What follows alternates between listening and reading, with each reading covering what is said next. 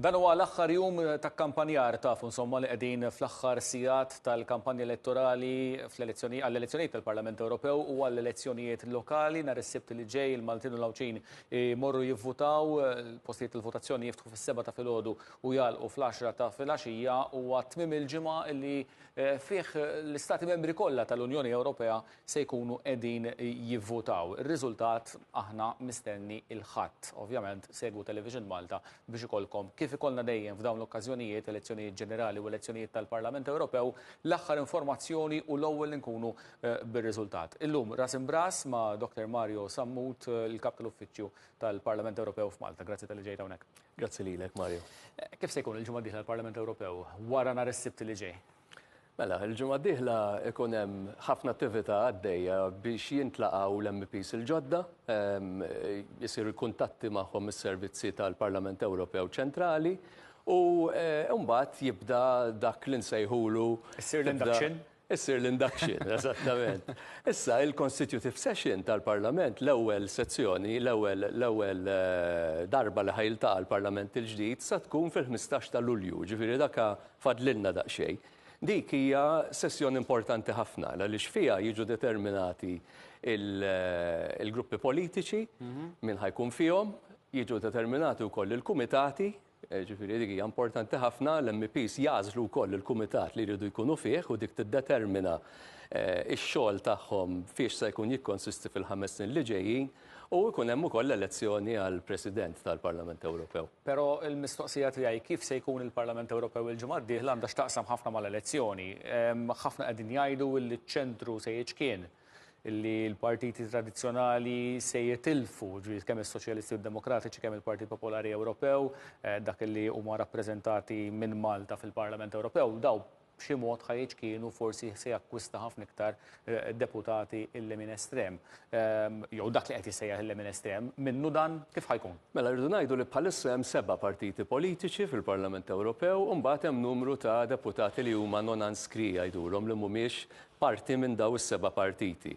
Attwalment l-ikbar żewġ gruppi huma l-IPP u s-Soċjalisti u Demokratiċi li tagħhom il-membri parlamentari Maltin li kien hemm fl-aħħar leġislatura kienu jappartienu.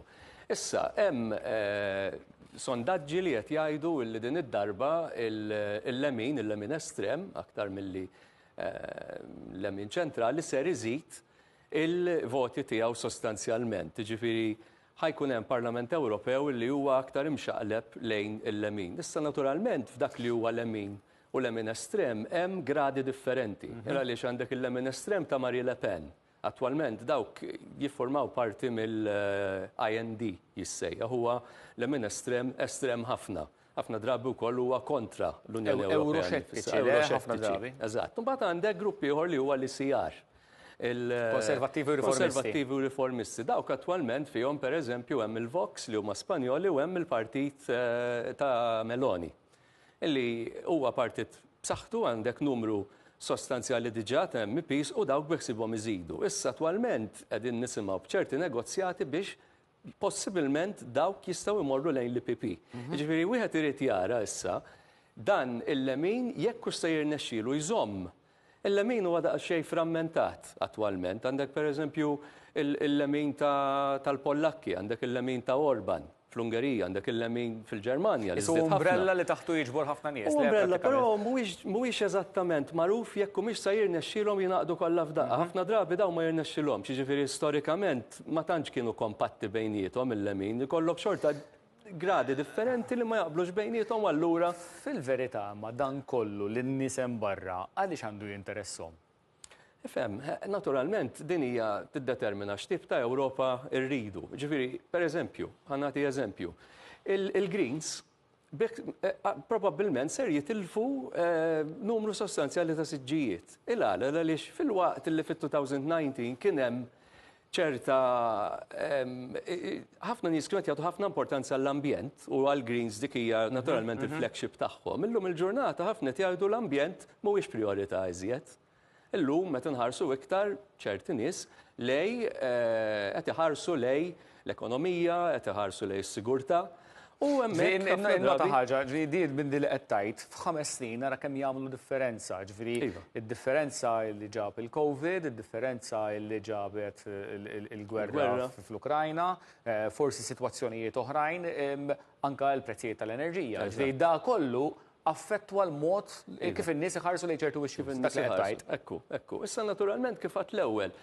Meloni, per eżempju, fil-bidu kienu jgħidu li l-Estrem, eventualment, bil-mod kif ħadmet, meta ġiet eletta fl-Italja, kienet ħafna iżjed kollaborattiva mal-Unjoni Ewropea milli kien maħsub. Ġifieri xi kultant ukoll dan il-lemin mhuwiex kollu jopponi l-Unjoni Ewropea kollu kontra, però naturalment hemm dejjem dik il-biża' illi daw jistgħu jagħmlu ċerta ħsara anke from within. Kellimna ħafna fuq il-lemin, fuq ix-xelluk fejn is-Soċjalisti u d-Demokratiċi miċ-ċentru lejn ix-xelluk. Kif huma l-formazzjonijiet? Il-xelluk għandek l-SND, u mbagħad hemm il-liberali li huma pereżempju il-Partit ta' Macron dawk huma ċentru, għandhom policies li huma lemini u għandhom policies li huma xellugin.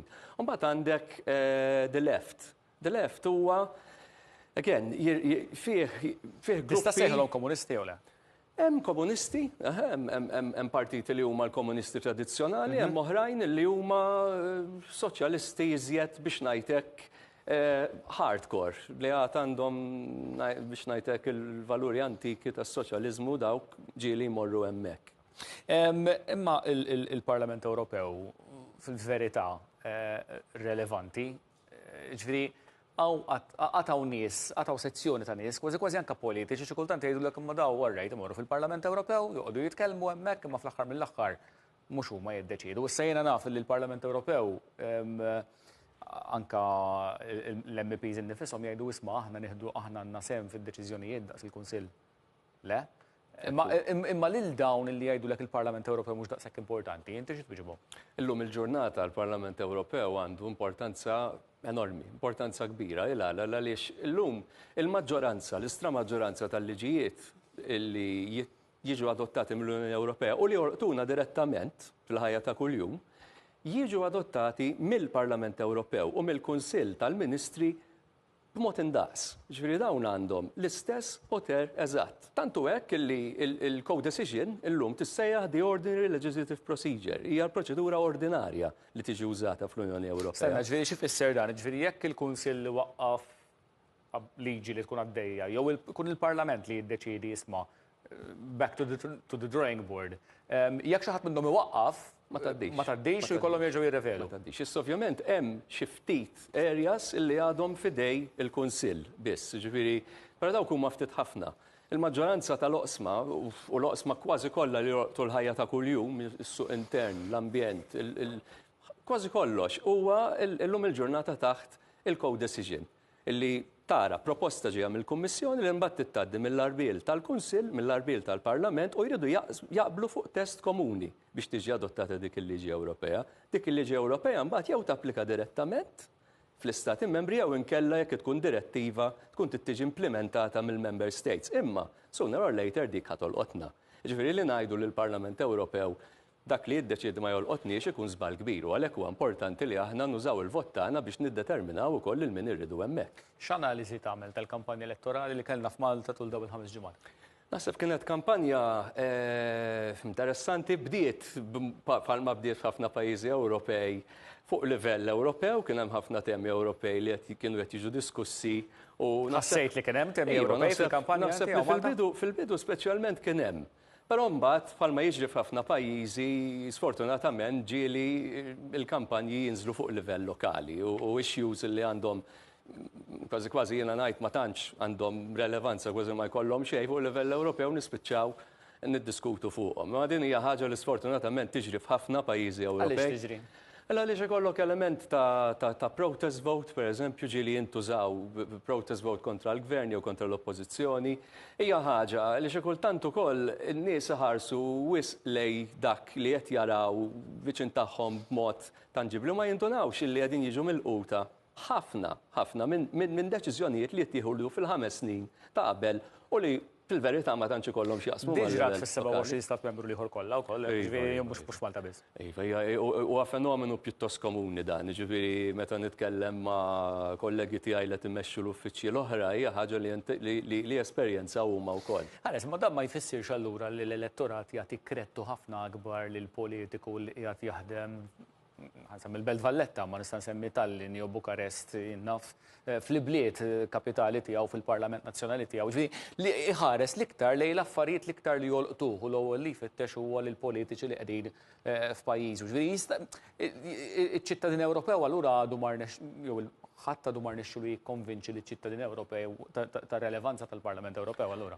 Ħafna drabi Għax jivvutaw fuq l-affarijiet li huma relevanti lokalment pratikament. Però hija kwestjoni wkoll ta' awareness ta' xi kultant ikun hemm liġijiet Ewropej li jidħlu mingħajr kważi laqas nindunaw bihom. Però jagħmlu differenza kbira. Ħansemmi ħaġa waħda pereżempju li ġiet adottata fl-aħħar 5 snin, id-Digital Services Act. Dan ir-regola fuq livell Ewropew dak li inti tista' ma tistax tagħmel online, fis-sens ta' pereżempju dak li tixtri, eċċetera. Dan x'qal? Qal ma jistax ikun li jkollna settur meta mmorru nixtru fuq livell biex ngħidlek mill-ħanut fiżikament hemmhekk għandek ċerti regoli, ma darbaċċu tagħmel li trid meta tmexxi ħanut. U mbagħad online kien hemm Far West. Fil-bidu kien hemm Far West online. Ma kienx hemm regoli ta' xejn, allura kellek abbuż tal-konsumatur, kellek ħafna affarijiet illi ma kienux jaħdmu sew, dejta jagħmlu li jridu biha kienu ġifieri. Illum il-ġurnata dak ġi regolat u ma tistax tagħmel li trid online. Illum għandek l-istess livell ta' protezzjoni online li għandek fiżikament. Dik hija ħaġa li ġiet mill-Parlament Ewropew li tolqotna mill-Unjoni Ewropea x'hemmhekk kien il-Parlament u l-Kunsill. Ħaġa li tolqotna li tolqot illum il-ġurnata ħafna nies jagħmlu pereżempju x-xiri tagħhom online huma protetti permezz ta' dik. Forsi ma jkunux jafu, però hemm dak l-impatt u dak l-impatt jinħass f'ħafna oqsma oħra, dak tajt eżempju wieħed. Imma f'ħafna oqsma fil-ħajja ta' kuljum tagħna ikun hemm l-effett tal-liġijiet Ewropej li jkunu ġew adottati u l-ġieli wkoll l-MPs Maltin ikunu ħadmu fuqhom, għaliex l-MPs Maltin ħadmu fuq ħafna files importanti li laqtu mhux biss liċ-ċittadini Maltin imma wkoll lis-suq intern ta' 500 miljun ruħ. Tippreferi li se jkunu t-temi ewlenin fuq l-aġenda tal-Parlament Ewropew il-5 snin li ġejjin? Mela, l-ewwel nett irridu naraw jekk hiex se tiġi konfermata von der Leyen fil-Kummissjoni. Dik hija naħseb ħaġa importanti għax wieħed irid jara l-President tal-Kummissjoni Ewropea jiġi appuntat mill-Parlament Ewropew wara nomina mill-Kunsill Ewropew irid jieħu kont tal-elezzjonijiet Ewropej. Ġifieri hemmhekk jekk ħajirbaħ l-IPP u jirnexxielu jagħmel ċerti alleanzi, probabbilment terġa' tkun von der Leyen. Wieħed irid jara jekk von der Leyen se jrixxi tkompli bis-sitt prioritajiet li kellha fl-aħħar 5 snin. Dik kienet għamlet 6 prioritajiet, naħseb li żjed waħda li kienet li semmiet minnhom kienet appuntu l-Green Deal. Dika hemm u ironikament qed ibatu l-Greens ħabba fih. Eżatt, hemm ċerta question mark jekk dik pereżempju tibqax priorità. Ħatibqa' priorità żgur is-sigurtà f'dan l-istadju għaliex il-gwerra bej l-Ukrajina u r-Russja għaddejja għad hemm il-konflitt fil-Vant Nofsani u dawk ċertament illi ser ikomplu jolqtu id-domanda l-irwol tal-Unjoni Ewropea fil-kuntest internazzjonali. Dikka naħseb ħatibqa' tema importanti. Il-Green Deal b'xi mod jew ieħor ħatibqa' hemm għaliex l-ambjent naturalment huwa importanti, id-diġitalizzazzjoni ħatibqa' importanti. Fl-aħħar żmien adottajna l-AI Act illi kien importanti ħafna, kien l-ewwel blokk, eżatt, illi irregola dan is-settur l-Unjoni Ewropea. Il-Kummissjoni da kif qalet issa ħatwaqqaf dipartiment b'saħħtu ħafna fiha sabiex jibda jsegwi kif din qiegħda taħdem għaliex dan huwa settur li huwa kontinwament qed javanza qed jinbidel u allura ħaddih diġà qalet il-Kummissjoni importanza kbira. L-aħħar mistoqsija, għaliex in-nies għandhom imorru jivvutaw nhar is-Sibt? In-nies għandhom imorru jivvutaw għaliex dik hija l-opportunità tagħna sabiex ikollna parteċipazzjoni diretta fid-demokrazija. Inti meta ma tivvutax qiegħed tabdika minn dik ir-responsabilità u tabdika wkoll mill-privileġġ li għandek illi inti teleġġi lil min trid u jekk ma tiddeċidix ħadd ieħor ħajiddeċidi għalik. Jiġifieri huwa importanti illi la darba id-deċiżjonijiet li qed jittieħdu fi Brussell u fi Strasburgu qed jolqtuna, rridu ma rridux, allura ma jtiżwella aħna jkollna lil xi ħadd li nafu li jirrappreżentana u li jista' possibilment ukoll jibdilhom jekk hemm bżonn dawk il-liġijiet. Allura importanti li mmorru nivvutaw fit-8 ta' Ġunju u li neżerċitaw dan id-dritt u dan id-dover. Dr. Mario Sammut, kap tal-Uffiċċju tal-Parlament Ewropew f'Malta, grazzi ħafna tal kont miegħi għall-programm ta' Imbras. Ta' Imbras kuljum it-tnejn sal-ġimgħa fit-3 ta' war nofsinhar, fis-6 u nofs ta' filgħaxija u ssibuna wkoll fuq YouTube. Nisemilkom.